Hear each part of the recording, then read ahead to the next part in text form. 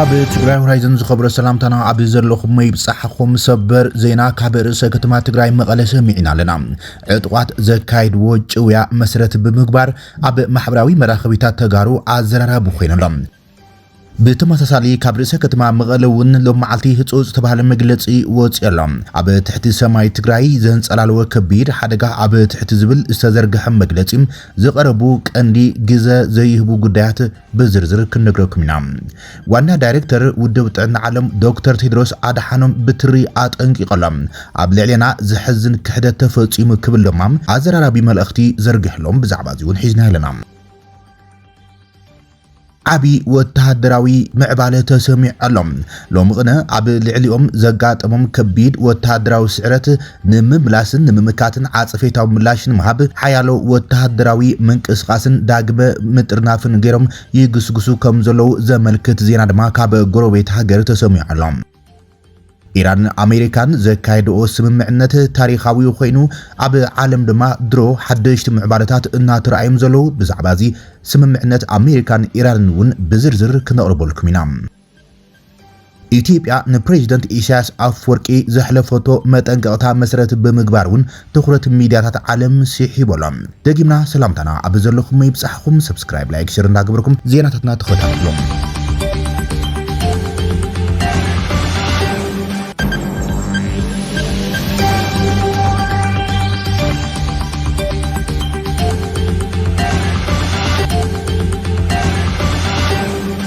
كابرسه كتما تግራይ ከተማ መቀለ ሰበር ዜናት በጽሕና ሎም ትግራዊቲ ወላዲት ብዕጥቃት ተኣሲረን ኣብ ቀረባ መዓልቲ ምስላንዳ ሪፖርት ቃለ መሕተት ገይረን ብዛዕባ ህወሓት ዘካይዶ ዘሎ ግዱድ ወተሃደራዊ ዕስክርናን ሓይላዊ ግፋን ተዛሚዶም ተቃውሞን ኣስሚዕን መንባርን ይዝከርዮም እተን ጓል 76 ዓመት ኣደ ካብ ዝነብራሉ መተጎ ተኣሲረን ናብ መቀለ ኣምጽኦም ኣብ ከባቢ ድልድል ደብረዳሞ ዝርከብ ፖሊስ ጣብያ ተኣሲረን ከም ዘሎም ጋዜጠኛ ደስታ ገብረመድን ኣጋግዘ ጸብጽቦሎም ህወሓት ኣብ ዝተፈላልዩ ከባቢታት ትግራይ ዘሎ ወተሃደራዊ ዕስክርናን ሓይላዊ ግፋን ጎስጓስ ኩናትን ሕጋዊ ሽፋን ንምርካብ ንዝተቃወመን ሕገ መንግስታዊ መሰሎም ተጠቂሞም ሓሳቦም ብነጻነት ኣብ ልዕሊ ዝገልጹ ተጋሩም ጸረ መኸተ ባንዳታት ዝብልሽም ብምልጣፍ ክሳብ ምርሻን ዝበጽሕ ረቂቕ ኣዋጅ ኣዳልዮም እዚ ድማ ስጉምቲ ምውጋድን ምጽራይ ባንዳታትን ዝብልሽም ሂቦ ዘሎ ኮይኖም ናብ ተግባር ንምእታው ድማ ዝተፈላለዩ ምንቅስቃሳት ይገብር ይዘሎም ኣዛዚ ሰሜናዊ ምብራቅ ግንባር ዕጡቃት ህወሓት ጀነራል ማሾ በየነም ኣብ ሓደ ወተሃደራዊ መድረክ ትማሊ ተረኺቡ ኣብ ዝስምዑ መድረም ካብ ትግራይ ባንዳታት ናይ ምውጋድን ምጽራይን ስጉምቲ ኣጠናኺርና ክንቕጽለሉ ኢና ክብል ምዝራቡ ይዝከርዮም ተሓለቕቲ ሰብኣዊ መሰላት ነቲ ስጉምቲ ህወሓት ኣብ ትግራይ ድምጾም የስምዑ ዘሎም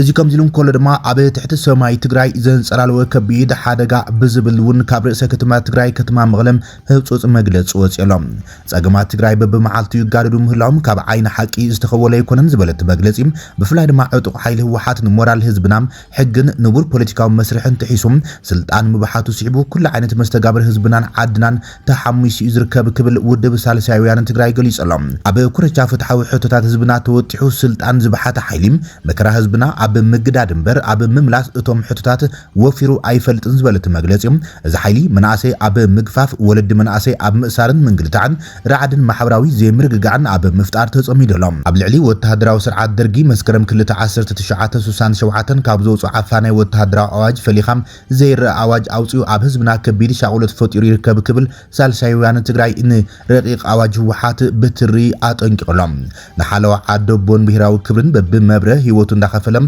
ዓድን ብሄርን ዘቐጸለ መንእሰይ ትግራይ ሕዝግና ካብ ጉጅላዊ ረባሓታቱ ወጻይም ጨና ህዝባዊ ውግናን ሓልዮትን ብዘይብሉ ሓይሊ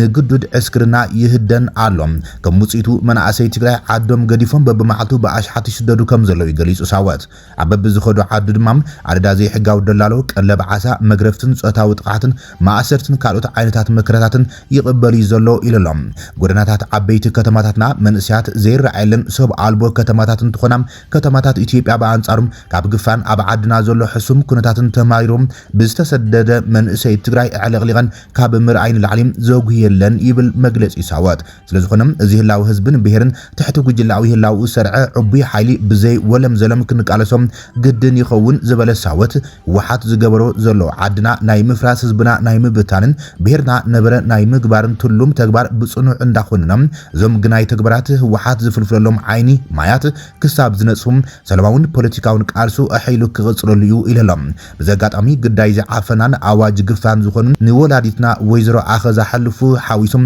ዝተኣሰሩ ኩሎም ደቂ ብሄረ ትግራይ ብህጹጽ ክፍትሖም ሳልሳይ ወያነ ትግራይ ጻውዒት ተቕሪበሎም ዋና ዳይሬክተር ውድብ ጥዕና ዓለም ዶክተር ቴድሮስ አድሓኖም ብትሪ አጠንቂቆም ክሕደት ዝሕዝን ክሕደት ኣብ ልዕሊና ተፈጺሙና ድማ ኢሎም ዋና ዳይሬክተር ውድብ ጥዕና ዓለም ዶክተር ቴድሮስ አድሓኖም ኣብ ልዕሊ ኢትዮጵያን ዝተፈጸመ ቅተት ሓዊሶም ኣብ ልዕሊ አፍሪቃውያን ዝፍጸም ግፍዒ ብትሪ ኮኒኖም ኣብ ቀረባዋን ኣብ ሃገረ ደቡብ አፍሪቃ ኢትዮጵያውያን ህይወቶም ሳንሉም ዝተፈጸመ ዕስላዊ መጥቃዕቲ ጽልኢ ወጻእተኛታት ኮኒኖም ኣለው ዶክተር ቴድሮስ እቶም ዋና ዳይሬክተር ውድብ ጥዕና ዓለም ኣብዚ ቀረባዋን ኣብ ደቡብ አፍሪቃ ዝተፈጸመ ዕስላዊ መጥቃዕቲ ጽልኢ ወጻእተኛታት ብትሪ ኮኒኖም ዶክተር ቴድሮስ እቲ መጥቃዕቲ ህይወት ሰባት ክጠፍም በኣሽሓት ዝቁጽር ሰባት ክመዛበሉን ካልኦት ብዙሓት እንድሕነቶም ፍቆዶ ክሃድምን ከም ዝኽኣል ገሊጾም ዶክተር ቴድሮስ ብ8 ሰነ 2018 ኣብ ማሕበራዊ መራኸቢታቶም ኣብ ዘርግሕዎ ህጹጽ መልእኽቲ ነቲ መጥቃዕቲ ልቢ ዝሰብር ክብልዮም ገሊጾም ብኣማይ ዝቁጽር ሰባት ናብ ባይቶ እቲ ሃገር ከም ዝተሰለፉን በኣሽሓት ዝቁጽሩ ስድራ ቤታት ከም ዝተመዛበሉን ኣመልኪቶም ብመሰረት እቲ ዋና ዳይሬክተር በቲ መጥቃዕቲ ብውሕዱ 5 ኢትዮጵያን ከም ዝተቐተሉ 5 ሞዛምቢካውያን ውን ኣብ ከባቢ ሞስል ቤይ ከም ዝተቐተሉ ገሊጾም ኣብ ዝዋን እዚ በኣሽሓት ዝቁጽሩ ንጹሃት ሰባት ንህይወቶም ንምድሓን ይሃድሙ ከም ዘለዉ ድማ ወሲኾም ገሊጾም ዶክተር ቴድሮስ አድሓኖም ኣብዚ ሕዚ እዋን ዝረአ ዘሎም ዓመጽ ደቡብ አፍሪቃውያን ኣብ ልዕሊ ካልኦት አፍሪቃውያን ዜጋታት ስርዓት አፓርታይድ ንምውዳቕ ኣብ ዘካየደቶ ቃልሲ ደቡብ አፍሪቃ ካልኦት ሃገራት አፍሪቃ ዝረኣዩ ምትሕጋዝ ብፍላይ ድማ ኢትዮጵያ ንፕሬዚደንት ደቡብ አፍሪቃ ነበር ኔልሰን ማንዴላ ንምድጋፍ ዝገብሮቶ ታሪኻዊ አብርክቶም ክሕደት ምዃኑ ገሊጾም ደቡብ አፍሪቃ ናብ ጽልኢ ወጻእተኛት ክትምለስ ምርኣይም ኣብ ቃልሲ ተሃገር ንሓርነትን ላዕላውነትን ዝሕዝን ክሕደት እዮም ይብሉ ዶክተር ቴድሮስ አፍሪቃውያን አንጻር አፓርታይድ ብሓደ ኮይኖም ደው ከም ዝበሉን ኢትዮጵያ ንማንዴላ ኣብ ተሃጉር ኣብ ዝገብሮ ጉዕዘታት ሙሉእ ብሙሉእ ንክቐልል ፓስፖርት ሂባቶ ነይራያ ብምባል ኣዘኻኺሮም ዝኾነ ይኹን ቅሬታን ዘይምርዳእን ኣብ ልዕሊ ተቓላዕቲ ሕብረተሰብ ዝፍጸም ዓመፅ ዘይኮነስ ብሕጋውን ፍርዳውን ትካላት ክፍታሕ ከም ዘሎም ኣትሪሮም ኣተሓሳሲቦም ምስሓብን ዘይምርዳእን ብስርዓትን ፍትሕን ብልዕልነት ሕግን እምበር ብዘይሕጋዊ ዓመፅ ጉጅለታትን ሓበራዊ መቕፃዕትን ክፍታሕ የብሉን ድማ ኢሎም ዶክተር ቴድሮስ አድሓኖም ነቲ መጥቃዕቲ ብቕልጡፍ ደው ክብል እውን ፀዊዖም እዮም ሰበስልጣን ማሕበረሰባት እቲ ከባብን ንዝተቓልዑ ጉጅለታት ክሕልው ሓበራዊ ሰብኣዊ ክብርታት ክኽብሩን ኣተሓሳሲቦም ወሲኾም ድማ ደቡብ አፍሪቃ ዝሐሸ ይግባእ አፍሪቃ ዝሐሸ ይግባእ ጽልኢ ደው ይበል ንዝተቓልዑ ሓሉ ናይ ሓባር ሰብኣውነትና ንኽብሩ ክብልዮም ጠንከር ዝበለ መልእኽቲ ሓሊፎም ዋና ዳይሬክተር ውድብ ጥዕና ዓለም ዶክተር ቴድሮስ አድሓኖም ዶክተር ቴድሮስ ብዛዕባ መንነት ናይቶም ዝተቐተሉ ኢትዮጵያውያን ይኹን ኣብ ከባቢ ትፍጻመ ዘሎ ኩነታት ተወሳኺ ዝርዝር ሓበሬታ ይሃብሉን እዮም ስደተኛታትን ወጻእተኛታትን ዜጋታት ብፍላይ ድማ ካብ ካልኦት ሃገራት አፍሪቃ ዝመጹ ገበናት ጽልኢ ኣብ ደቡብ አፍሪቃ ልሙድ ተርእዮ ኮይኖም ኣሎም እዞም መጥቃዕታት መብዛሕትኡ ግዜ ምስ ቁጠባዊ ጸገም ሽቕለት ኣልቦነትን ንስራሕን ንግድን ዝግበሩ ንሕንሓት ዝተኣሳሰሩ እዮም ተባሂሎም እዞም ስጉምታት ዝውስዱ ዘሎም ኣብ ደቡብ አፍሪቃ ዝርከቡ ኢትዮጵያን ብዛዕባ ድሕነቶም ሰበስልጣን ነቲ እናወስኸ ዝኸይድ ዘሎ ጽልኢ ወጻእተኛታት ዝህብዎ ምላሽ ስክፍታት እናወስኸ ኣብ ዝኸደሉ ዘሎ እዋን እዮም ኣብ ዝሓለፈ ሰሙን ሰበስልጣን ኢትዮጵያ ኣብ ደቡብ አፍሪቃ ዝርከቡ ዜጋቶም ንምርግጋጽን ጻዕርታት የካይዱ ከም ዘለዉ እዮም ገሊጾም ብሓለፍቲ ሚኒስትሪ ጉዳያት ወጻኢ ኣብ ፕሪቶሪያ ዝርከብ ኤምባሲ ኢትዮጵያን ዝምራሕ ልኡኽ ምስ ኣባላት እቲ ማሕበረሰብ ሰበስልጣን ደቡብ አፍሪቃን ዘተካይዶም እዮም እቶም ልኡኻት ካብ ሰበስልጣን ደቡብ አፍሪቃ ወጻእተኛ ዜጋታት ክሕለውን ውሕስነት ክወሃቦም ምዃኖም መረጋገፂ ከም ዝረኸቡ እዮም ገሊጾም ዓቢ ወተሃደራዊ ምዕባለ ተሰሚዑሎም ንስ ወተሃደራዊ ሓይሊ ሱዳን RSF ቅድሚቲ ተጽቢት ዝግበረሉ ሰፊሕ መጥቃዕቲ ኣብ ከባቢ ኤል ኦቦይድ ጅምላዊ ሰራዊት ምትእኻብ የካይደሎም ንስ ወተሃደራዊ ሓይልታት ሱዳን ቁልጡፍ ደገፍ RSF ኣብ ከባቢ ኤል ኦቦይድ ተራእዩ ዘይፈልጥ ወተሃደራዊ ምጥንኻራት ከም ዘዋፍረም ወተሃደራዊ ምንጭታት ንሱዳን ትሪቡን ገሊጾምላ ርእሰ ከተማ ግዛኣት ሰሜን ኮርዶፋን ካብ መጀመርታ ወርሒ ኩናት ጀሚራ ኣብ ትሕቲ ጽኑዕ ከበባ RSF ብምንባራም ጸጥታን ኩነታት መነባብሮ ዝነበሮን ነበርቲ ኣዝዩ ተበላሽ ዘሎ ይብል ጸብጻብ ሰራዊት ሱዳን ኣብ ወርሒ ለካቲት 2025 ነቲ እገዳ ክሰባብር ብምዃሎም ብድሕሪኡ ነቲ ስትራቴጂካዊት ከተማ ናብ ምዕቡል ማእከል ወተሃደራዊ ስርሒታት ዞባታት ዳርፉርን ኮርዶፋን ዳርፉርን ኮይና ጸኒሓ ኣብዚ እዋን እዚ RSF ሰፊሕ ከባቢታት ሰሜን ኮርዶፋን ይቆጻጸር ከም ዘሎም ብዘይካትን ኣብ ጎኒ እቲ ሰሜን ኮርዶፋን ምስ ግዛኣት ጻዕዳ ናይልን ርእሰ ከተማ ካርቱምን ዝራኸበ ሃገራዊ ጽርግያ ዝርከባ ከባቢታት ሸካን ኦምሮዋባን አል ራሃድን ይቆጻጸር ከም ዘሎ እትጸብጻብ መልኪቶሎም ወተሃደራዊ ምንጭታት ንሱዳን ትሪቡን ኣብ ዝሃቦ ሓበሬታ ሰራዊት RSF ካብ ግዛኣታት ዳርፉር ምዕራብ ኮርዶፋን ብዕጥቃዊ መኻይን ከበድቲ ናይ ውግእ ማሽነሪታትን ተደጊፎም በዝሒ ዘሎም ተዋጋእቲ ሓይልታት ተሰሊፎም ኣብ ዙርያታ ከተማ ንዝነበረ ናይ ምክልኻል መስመራት ሰራዊት ድማ ዒላማ ከም ዝገበሩ እትጸብጻብ መልኪቶሎም እቶም ህጹጽ ወሃብቲ ደገፍ ወተሃደራዊ ሓይልታት ኣብ ከባቢ ኤል ኦበይድ ኣብ ዝርከብ ሓያሉ ስትራቴጂካዊ ከባቢታት መርገጭታቶም ሒዞም ከም ዘለውን ኣብ ኤን ናሁድን አል ኮይንን ከምውን ኣብ ምዕራብ ኣብ ዝርከቡ ሳሚማን ኣብ ጋዕወድን ተኣኻኺቦም ከም ዘለው ኣመልኪቶሎም ምንጭታት ብተወሳኺ ኣብ ዶብ ኤል ኦበይድ ኣብ ዝርከብ ከባቢታት ጋዝጋይልን አልራያሻን ጎናጉኒ ኣብ ሰሜን ኣብ ባራን ጃራጂክን ዝርከቡ ዓበይቲ ምትእኻብ ሰራዊት ተወሳኺ ህንጸት ከም ስራይም እዚ ድማ ስጋኣት ብዙሕ ምዕራፋት ዘሎ መጥቃዕቲ ከም ዘለዓለ ጸብጺቦም ከም መልስናይ ድማ ሓይላ ኤር ሱዳን ኣብ ዙርያታ ከተማን ዝርከቡ መርገጭታትን ምንቅስቓሳትን RSF ዒላማ ብምግባር ቀጻሊ ምብጋስ ብምክያድ ነቲ ምትእኻባት ንምብታን ዝኾነ ክህሉ ዝኽእል ምዕባለ ንምዝራግን ይጽዕር ከም ዘሎ እትጸብጻብ ምልክቶም RSF ኣብ ዝሓለፉ 3 መዓልታት ኣሳት 8 መደብራት ነዳዲ ከም ዘሕነውን ኣብ ከባቢታት አልራሃድን ኦምራዋባን ዝርከባ ናይ ነዳዲ መኻይን ሰብ ኣልቦ ነፈርቲ ተጠቂሞ ዒላማ ከም ዝገብረም እቶም ምንጭታት ተጠቂሶምሎም እቲ ናይ ሰብ ኣልቦ ነፈርቲ መጥቃዕቲ ኣብ ውሽጢ ዋና ቤት ጽሕፈት 50 ክፍለ ሰራዊት ኣጋር ሰራዊት ሱዳን ኣብ ኤል ኦበይድ ዝርከብ ምኽዝናት ተተኮስን ኣጽዋርን እውን ከም ዘሕነዎም ምንጭታት ገሊጾምሎም እዚ ስጉምቲ ነዳድን ወተሃደራዊ ቀረብን እታ ከተማ ንምውዳቕ ዝግበር ዘሎ ፈተነ ከም ዝኾነ ድማ ሱዳን ትሪቡን ገሊጾሎም ኢራን አሜሪካን ታሪኻዊ ዝተባሃለ ስምምዕነት ፈጺመን ኣሎም ኢራን አሜሪካን ግጭት ንምቁራጽ ኣብ 108 መዓልታት ስምምዕነት በጺሐን ፕሬዚደንት አሜሪካ ዶናልድ ትራምፕ መራሕቲ ኢራን ልዕሊ 100 መዓልታት ኣሽሓት ሰባት ዝቐተለም ዝጸንሐ ኩናት ኢራን ደው ንምባል ኣብ ስምምዕነት በጺሖም ድሕሪ ናይ 108 መዓልታት ኩናት አሜሪካን ኢራን ተጻብኦታት ንምቁራጽ ኣብ ግዝያዊ ስምምዕነት ከም ዘለዋ ሓቢረን ኣሎም እዚ ድማ ብመጻብ ሆርሙዝ ኣቢለን ብነጻ መራኸብ ምጓዓዝ 12 ቢልዮን ዶላር ዝግመት ዝሓረጀ ንብረት ኢራን ምልቃውን ዝብሉ ዝሓው እቲ ብመንጎኝነት ፓኪስታን ጋህድ ዝኾነ ስምምዕነት ኣብ ዝቕጽል ዘሎ ዓርቢ ኣብ ስዊዘርላንድ ክፍረም ተዳልየሎም ኢራን ወተሃደራዊ ስርሒታት ከተቋርጽ ምዃና ቴህራን ዋሽንግተን ድማ ነቲ መዘክር ስምምዕነት ንምፍራም መደብ ሒዘን ኣሎም ኣብ ኣሜሪካ ኣባላት ባይቶ ዲሞክራት ነቲ ስምምዕነት ብሓጎስ ዝተቐበልዎ ዋላ እኳ እንተኾነም ንውሳነታት ኩናት ትራምፕ ግን ብትሪ ይነቕፎም ዘሎም ዓለማዊ ዕዳጋታት እወንታዊ ምዕባለ ድሮ ከርኢ ዝጀመረ ኮይኖም ዋጋ ነዳዲ ምንቁልቋል ከምውን ኣክሲዮናት ኤሻ ድማ ወስኽ ኣርእዩ ተባሂሎም መራሕቲ ምዕራባውያን ውድብ ሕብራት ሃገራትን ነቲ ስምምዕነት ኣብ ማእኸላይ ምብራቕ ናብ ሰላም ዝወስድ ስጉምቲ ምዃኑ ኢዶም ፕሬዚደንት ኣሜሪካ ዶናልድ ትራምፕን ምክትል ሚኒስትር ጉዳያት ወጻኢ ኢራን ካዝማ ጋሪ ባባዲን ትማሊ ሰንበት ኣብ ዝሃቦ መግለጺ ነቲ ኩናት ምቁራጽን ብመጻብ ሆርሙዝ ኣቢሉ ዝግበር ትራፊክ ንግዲ ዳግማይ ንምጅማርን ኣብ ናይ መጀመርታ ስምምዕነት ከም ዝወጽሑ ገሊጾም ትራምፕ እቲ ስምምዕነት ኣሜሪካን እስራኤል ብ28 ለካቲት ኣብ ልዕሊ ኢራን መጥቃዕቲ ካብ ዝምራን ድሓር ብዓብዩ ተዓጽዩ ጸንሐ መጻብ ሆርሙዝ ኣቢሉ ብነጻ መራኸብ ንኽጓዓዛ ዘኽእል ምዃኑ ገሊጾሎም ትራምፕ ብሰንበት ኣብ ትሩዝ ሶሻል ሚዲያ እቲ ምስ እስላማዊት ሪፐብሊክ ኢራን ዝተገበረ ስምምዕነት ሕዚ ተወዲኡ ኣሎ ክብል ጽሒፎም ኣሜሪካን ኢራን መጻ ዓርቢ ኣብ ስዊዘርላንድ ናይ ምርዳእ ስምምዕነት ሰነድ ክፈራረማ ምዃን ከም መንጎኛ ኮይኑ ዝሰርሐ ቀድማ ሚኒስተር ፓኪስታን ገሊጾሎም ሎም ሰኒ እቲ ኩናት ካብ ዝምር 108 መዓልታት ዝቆጸረ ኮይኖም ኣሜሪካን እስራኤልን ኣብ ልዕሊ ኢራን ብዘካየዱ መጥቃዕቲ ተጀሚሩ ዘሎ